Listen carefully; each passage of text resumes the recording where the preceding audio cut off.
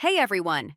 In this video, I'll show you how to connect multiple custom HTML forms to Google Sheets using Google Apps script.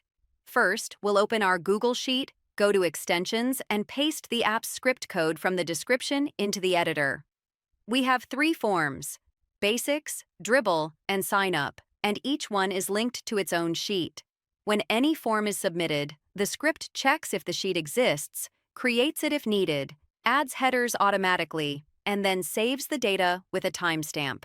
To make switching between forms easier, we've also added a sidebar menu where you can open any form with just one click. Now let's test it. When I fill and submit the Basics form, you can see the data instantly appear in the sheet, and the same works for Dribble and Sign Up too. And that's it. You've successfully automated your forms to Google Sheets with Apps Script.